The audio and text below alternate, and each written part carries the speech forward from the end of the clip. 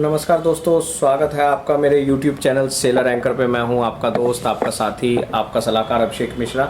आज का मैं टॉपिक लाया हूं, ये थोड़ा हटके टॉपिक है। इसमें मैं ये बताने वाला हूं, जब आप मर्चेंट नेवी में चले जाते हो तो उसके बाद आप मर्चेंट नेवी से जब बाहर आते हो या बाहर आना चाहते हो तो क्या आपको लैंड पे जॉब मिल जाती है, जिसको शोर जॉब बोलते हैं।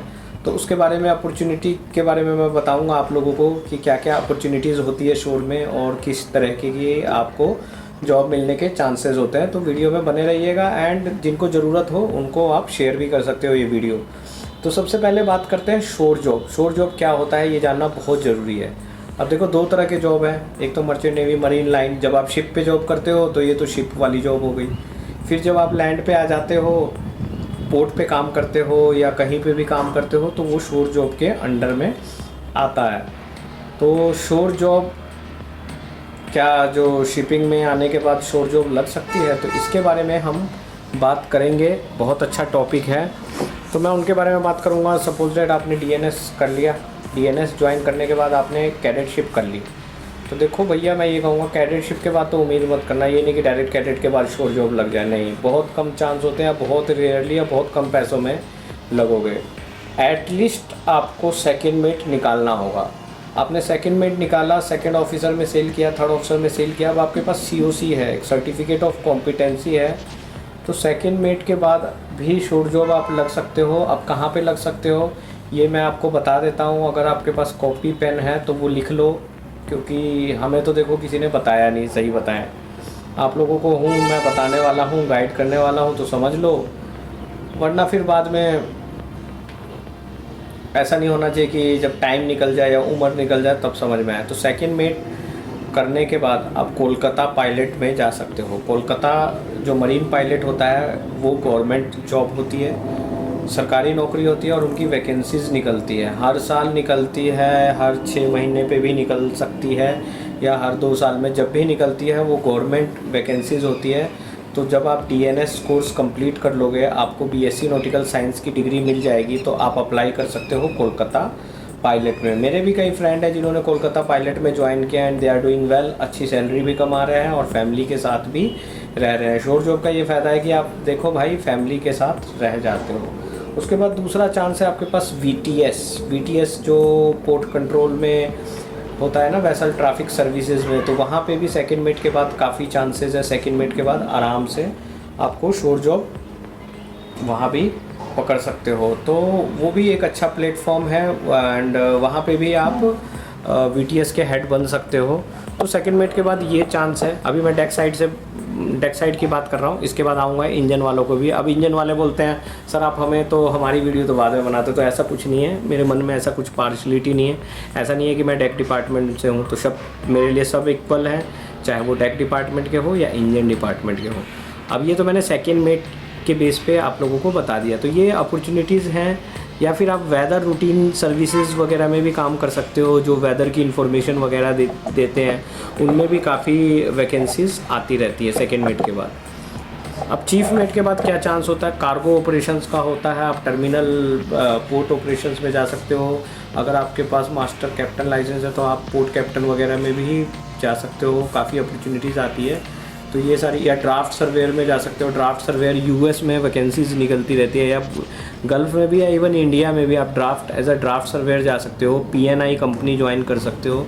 तो ये सारी अपॉर्चुनिटीज़ हैं, ऐसा नहीं है अपॉर्चुनिटीज़ नहीं है, बहुत सारी हैं, बस वो अपॉर्चुनिटीज़ का हमको फ़ायदा उठाना है। तो ये चीफ मेट के बाद मैंने बताया है, नॉट इन शॉर्ट में बताया, नॉट जनरल वे में बताया।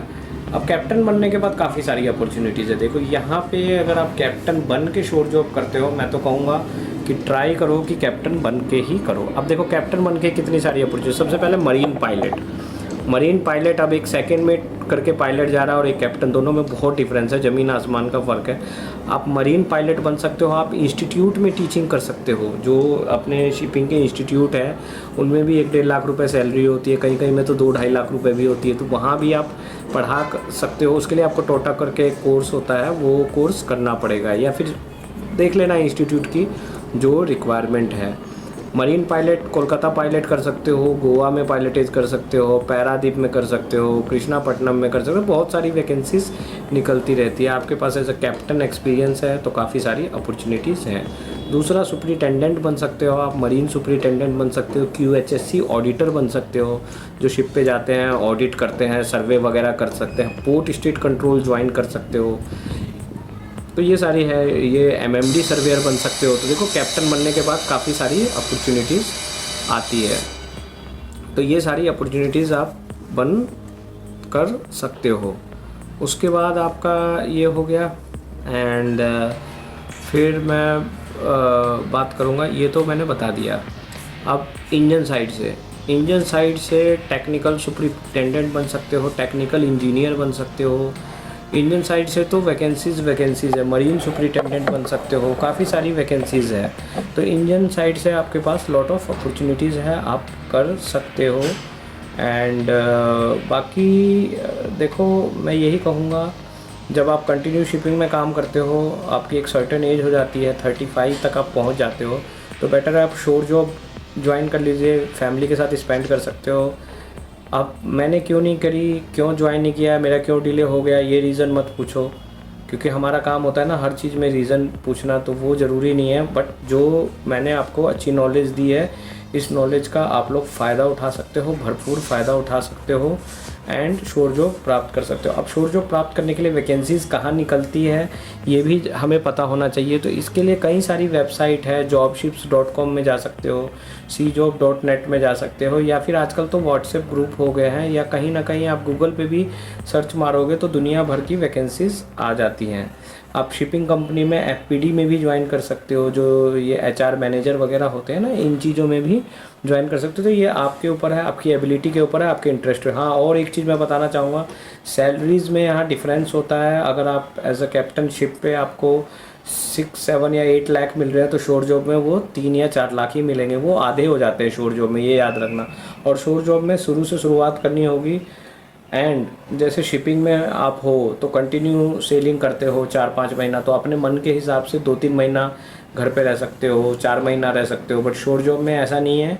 शोर जॉब में आपको लिमिटेड छुट्टी मिलेगी, 1 वीक, 10 डेज़ या फिर ज़्यादा 15 डेज़ की छुट्टी। और ये है, आप सैटरडे संडे या जो भी आपकी छुट्टी है वो आप फैमिली के साथ स्पेंड कर सकते हो।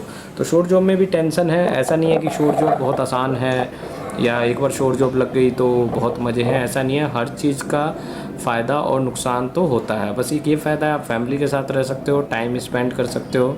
तो मैं यही बताना चाहूँगा, जो भी मेरे भाई जिनको शोर जॉब करना है या जो करना चाहते हैं, तो वो एक बार ये वीडियो देख लें, उनको समझ में आ जाएगा। खैर शिपिंग वालों को तो सब पता ही है, ये मैंने उनके लिए, बिगिनर्स वालों के लिए बताया है, क्योंकि शिपिंग वाले तो खुद ही इतने फंडे देते हैं भाई, पूछो मत। हर किसी के अलग अलग फंडे हैं। चलिए दोस्तों, फिर मिलेंगे। बाय, टेक केयर, जय हिंद।